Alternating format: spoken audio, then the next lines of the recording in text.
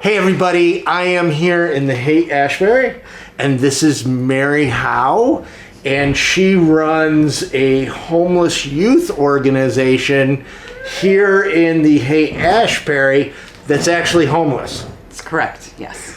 Tell me about it. It's called the Homeless Youth Alliance. The Homeless Youth Alliance. Yeah, we'd like to get rid of the first homeless. Yeah. But, all in good time. Yeah. It could happen. Yeah. They were in a place for 14 years. Yeah. Tell me about it. We had a really beautiful, amazing drop-in center 2 blocks up the street for like 14 years. We had showers and a space where people could just be, and couches and offices and privacy and bathrooms, Yeah, basic needs people need, especially when they're on the street. And we lost that on Christmas 2013 and have been unable to secure a new location. So now we're just on the street ourselves and do all of our work on the street. And being homeless for a homeless organization, I don't mean to keep harping on that, Right. but it's very unique and ironic. It's not by choice. Right. And As usually homelessness isn't, regardless of what you hear. You're right. Yeah. And a lot of organizations may have started where they're offering street services, and then you're kind of like me. See, I was riches to rags, Right. and you guys are kind of the same thing. So they had a facility, and now they're out on the streets, but it didn't stop you. Not for one day. One day. We did not miss one day of services. I think let's start. We're in an iconic area Yep. for peace, love, drugs, hippies, community, acceptance. I mean, this is the Haight-Ashbury, and it draws homeless youth travelers. Many of you know I have a soft spot for homeless youth travelers. Tell me first about the kids, the culture, this area. I mean, kids will always show up here. They show up by the hundreds, probably the thousands a year, come through the Haight in search for something better than what they're leaving. So, I always think it's a little different when we're talking about youth homelessness, and I think a lot of people look at that as a choice people are making, and while it is in a way a different kind of choice, they're still leaving something. There's a reason they're making the choice they are. So, I always say, like, is it really a choice if you've decided to leave home because you're being abused or neglected to be on the street? Right. Sure, it's a choice, but they're being forced to make that choice. Yeah. So people, it's always been kind of, and there's no way to get away from the history of what the 60s was here, that they will have community and acceptance here. And while that is sort of true, I think the criminalization of homelessness and poverty, especially in 2019 in San Francisco, is really harsh. Yeah. And it's much harder now. The amount of trauma and violence and policing the youth are subjected to on a daily basis is huge. Now, twice I've met adults, 18, 19 years old, young adults, who told me they left home at 5 years old. Five years old. And the reason was they were being abused. I remember one kid, he told me, or one young adult told me at 5, he felt so uncomfortable at home, he went out and lived in the car at first, but then met some other kids on the block, and then just kind of migrated or adopted to the homeless youth, and that became a culture. That became his family. Yeah, you build your own community and families. Yeah. How do you help these kids? I mean, we'll get into how you help them, but how do we as a society, because if we don't, I gotta say this, there's no research on how many homeless youth travelers become homeless adults, and there should be. How do we stop them from becoming homeless adults? I think there's a systemic problem that has been created by our government. I think homelessness was not by mistake. It's a result of moving funds away from affordable housing and programs that help people living in poverty. We created homelessness on a federal level. And until we can acknowledge that and change that, you're not going to see it change on the streets. I think we as individuals have to be informed and have to vote and have to fight and have a revolution to change things. But I think also as individuals, we have to do the work ourselves. We have to acknowledge people. I always say, like, if you don't have money to give, it doesn't matter. You have time. You have that moment of, like, time to acknowledge someone, time to learn someone's name. I mean, you know, the person sleeping outside your house is your neighbor. They're just outside, right? And they have a name and they have a story. And I think what people don't understand is the profound thing that can happen when someone is acknowledged and seen, can really change their self-esteem enough that they're able to do the next thing, to move beyond homelessness. But I think when we create a society that just steps over, ignores, and complains about people, they feel like trash because that's how they're treated. I think we do an excellent job in this city, especially at ignoring and blaming and complaining, and no one's actually building relationships. To me, relationship and community and bearing witness is the key to solving homelessness. I agree, and you're the second well, there's been several people, but the first person that ever opened my eyes to, I don't know if you know Tanya Hall, Tanya Tull. She is the first person who started Housing First many years ago, and she said to me, she said, Mark, in the 1980s, we created chronic homelessness.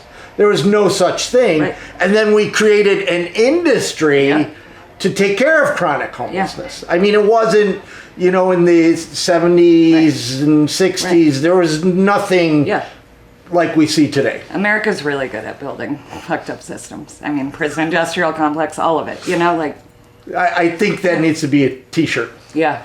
It's what we're best at, I would say, as a country. Yeah. Now, you're just telling me you take care of a hotel that has 27 kids in it, and you're taking care of the kids out here. You set up tables, and tell me about the services and what you provide helping.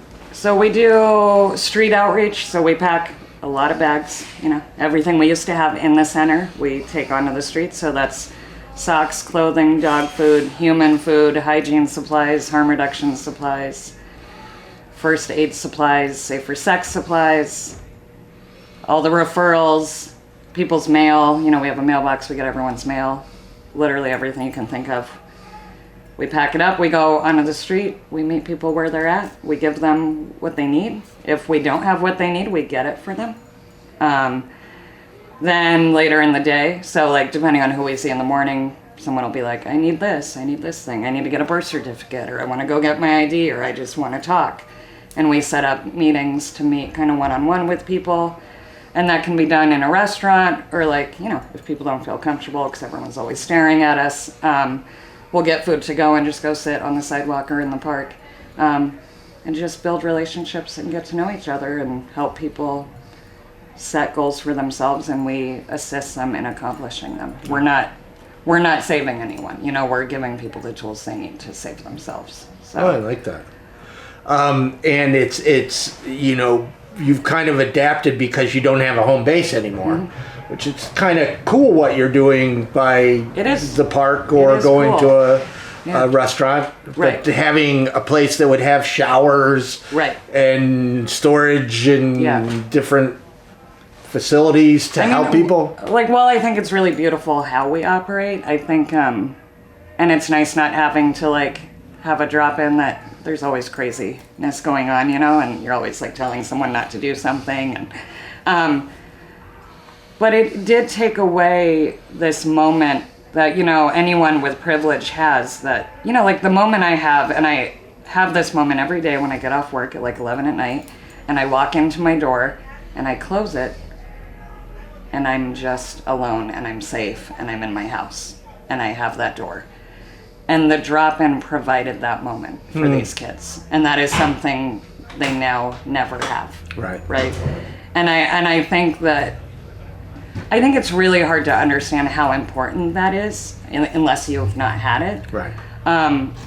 But I always tell people to think about that moment when they get home and walk into their house and really acknowledge like the privilege that you get to have when you have a door, because these kids never have that privilege. You know, Right. they never even get to close the door when they use the bathroom, or like they never just get to make food, or like if they're having a bad day to just have a moment to break down about it because someone will see them, someone's going to walk up on them.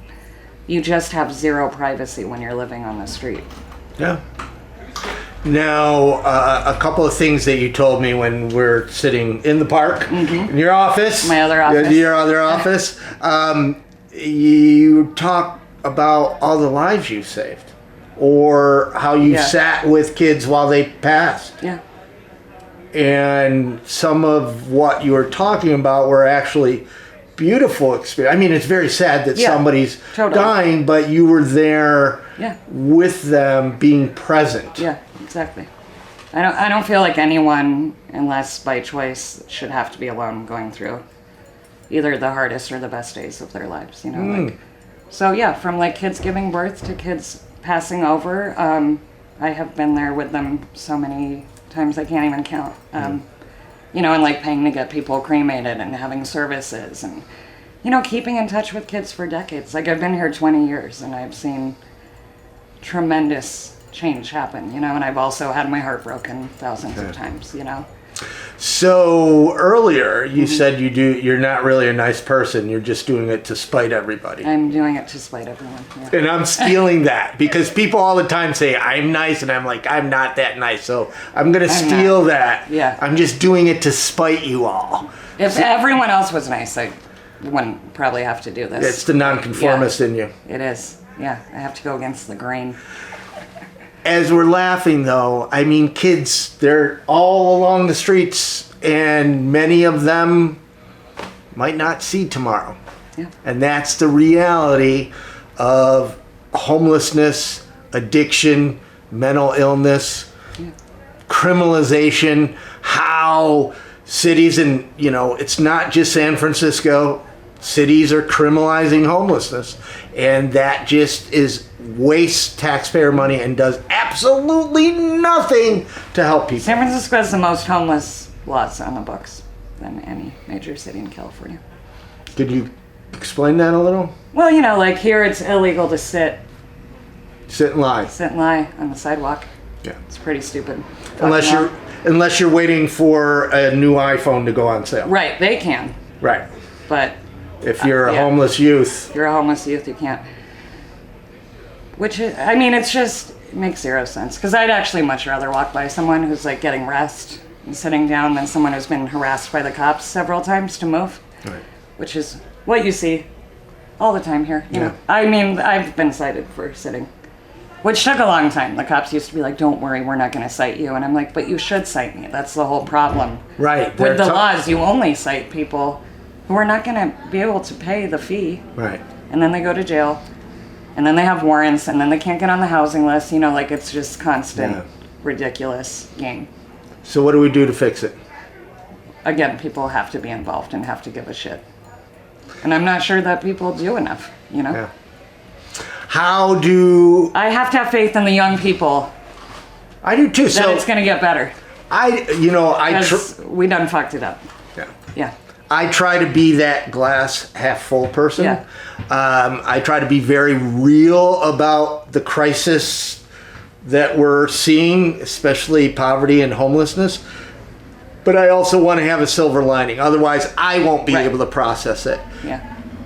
And that's youth. I mean, kids today care. Yeah. They care about homelessness. They see what we're leaving them, and they're like, we've got to do something. I also think young people, I mean, I have hope for them because I think also young people are in the worst time in life. I guess some people like that time in life. I didn't, you know, like the teen years are fucking terrible. But, you know, there's like a lot of bullying that happens. And I think young people can translate that and understand that what we do with poor people in our country is we bully them and ignore them.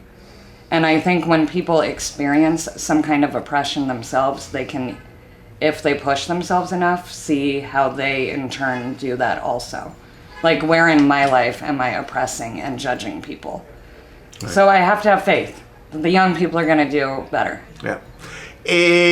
Where can people find you if they want to donate or support? Oh, well, where you're going to find me is on the street, but we have a website, homelessyouthAlliance.org.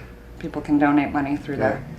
If you're local, help her get a home. You could buy us a building, is what we really want in the neighborhood. Yeah, in this hood. It has to be in Haight. Has to be in the Haight. If you're anywhere watching Tax deductible. Please donate. They're doing good stuff. I have been in San Francisco for a week, and almost every day somebody is telling me to go meet you. So, well, I'm glad you did. I am too. Thank you very much for letting us interrupt your afternoon. No problem. And thank you all for joining us, and let's work together and affect change.